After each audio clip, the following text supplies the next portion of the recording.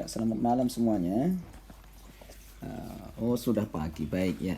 Sekarang kita coba sambil menunggu ya pagi hari tiba, kita coba tambahan terkait dengan ngitung logaritma ya.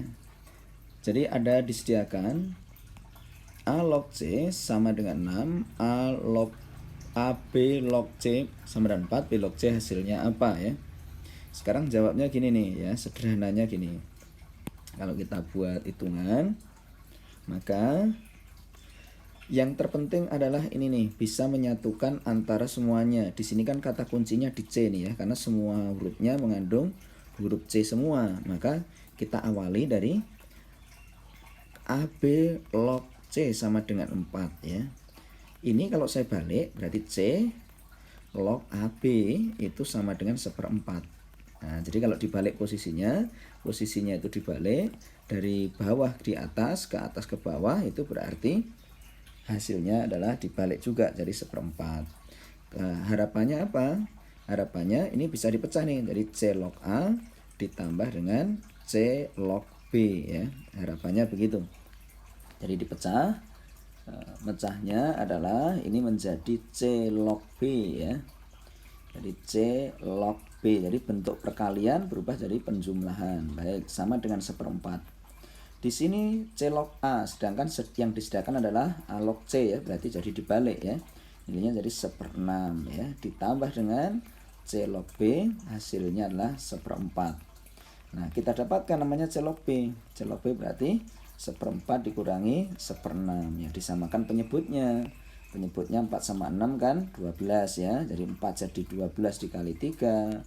Kemudian ya 1/6 ya dikali 2, maka didapatkan nilai 1/12. Nah, C log B itu 1/12, berarti pada saat pertanyaan dibalik B log C, maka akan memberikan nilai sama dengan 12. Nah, semacam itu ya, itu teknik menghitung di dalam logaritma. Nah, sekarang terkait ya materi tentang fungsi ya. Terkait dengan fungsi, fungsinya adalah misalkan ada suatu fungsi fx nilainya misalnya ya, saya akan ambil angka misalkan ax ya. Ini misalkan ax ditambah dengan b dibagi dengan bx min 2 ya. Ini, nah itu merupakan fungsi ini adalah inverse-nya ya, inverse dari G. Jadi fungsi ini merupakan inverse-nya dari G ya, inverse-nya dari fungsi Gx ya. Nah, apa yang kita lakukan ya, fungsi Gx, sedangkan diketahui ya, diketahui bahwa G6 itu nilainya sama dengan 1, kemudian F2-nya senilai dengan 2 ya, nilainya sama dengan 2. Maka pertanyaannya adalah A ditambah B. Nah, caranya bagaimana ya kalau ditanyakan A ditambah B? Baik, kita akan tahu bahwa di sini ada istilah F2 yang senilai sama dengan 2. Berarti kita masukkan saja di sini F2. Kalau F2 maka menjadi 2A ditambah dengan B dibagi 2B dikurang 2, itu senilai dengan 2. Nah, sekarang kalau saya kalikan ya, maka didapatkan 2A ditambah B itu sama saja dengan 4B min 4. Sehingga andai kata ini saya pindahkan ya, ini saya pindahkan, didapatlah namanya 4B ya.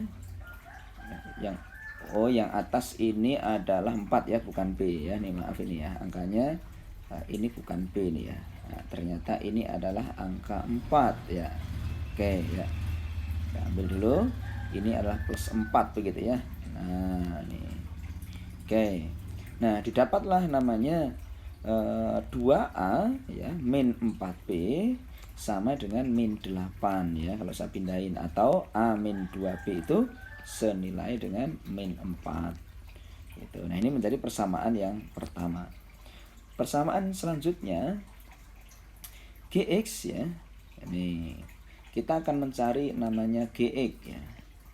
Gx-nya G6 itu sama dengan 1 ya. Sedangkan kita tahu ya, untuk mencari inverse sebenarnya sederhana, ini disilangkan saja bisa ya. Ini maksudnya, konsepnya begini. Kalau ya, konsepnya ini ya biar paham. Inverse tadi fx itu adalah inverse-nya G. Berarti si fx ini itu kan artinya G inverse ya. Sedangkan kita tahu G inverse-nya tadi nilainya AX ditambah 4 dibagi BX min 2. Sedangkan kita dapatkan bahwa G6 itu nilainya sama dengan 1. Artinya apa? Ya berarti ini kalau saya silangkan ya, dia itu senilai dengan 6. Untuk X-nya 1, maka dia bernilai 6 ya.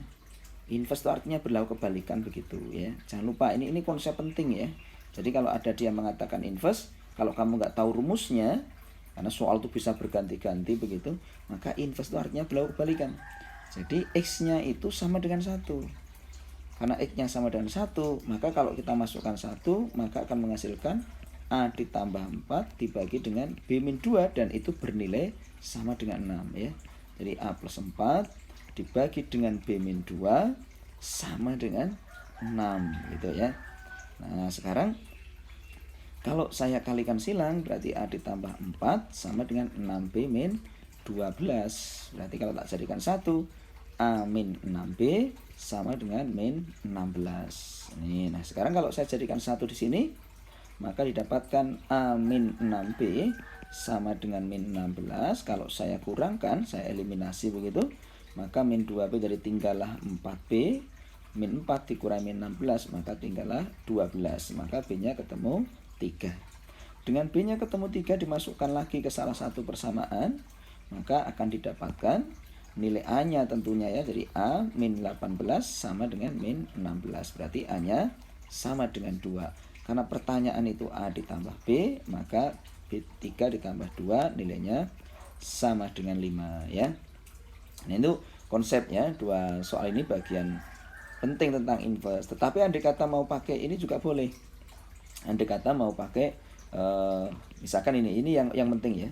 Jadi kalau ada tulisan AX ditambah B, maka jika diinversekan itu X min B per A. Jadi plus jadi minus, minus jadi plus. Itu untuk yang bentuk ini ya. Untuk yang bentuknya linear ya, untuk linear.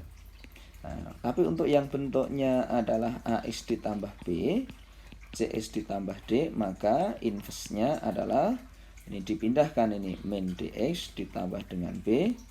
Nah, CX-nya adalah min A. Nah, ini inverse yang bentuknya pecahan ya. Nah, tetapi di samping itu kegunaannya sebenarnya lebih cenderung kalau ada soal gini nih, F2X min 1 sama dengan 6X plus 8 begitu. Nah pada saat aku ingin mencari Fx, maka gunanya inverse adalah salah satunya untuk mencari Fx-nya. Jadi ini tak masukkan X-nya, saya ganti bentuk inverse. Jadi X plus 1 dibagi 2, nah plus 8 begitu ya. Sehingga 6 bagi 2 lah 3, X plus 1 kalau ditambah 8, maka didapatkan 3X ditambah 3 plus 8, jadi 11. Itu salah satu kegunaannya. Tapi sekali lagi lebih paham bahwa inverse itu intinya kebalikan ya.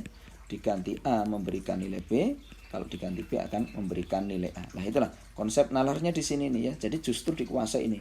Karena nanti kalau besok soalnya ganti, katakan 2X min 1 sama dengan 25 begitu ya.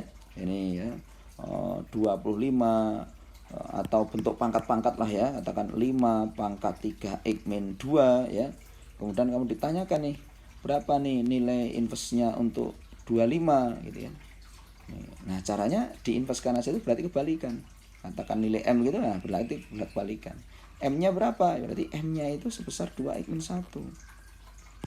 Nah terus, segini itu nilainya sama dengan 25. Sehingga kita bisa dapatkan ya. Kita bisa dapatkan nilainya ya. Ini nilainya berarti ya.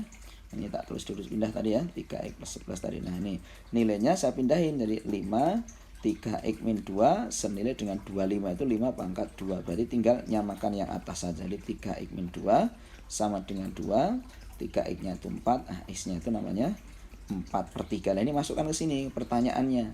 Pertanyaannya apa M ya? Berarti 2 kali 4 berarti 8/3 dikurang 1, maka menghasilkan 5/3 lah. Ini adalah salah satu gambaran bagaimana kita bisa menguasai dua persoalan tersebut ya.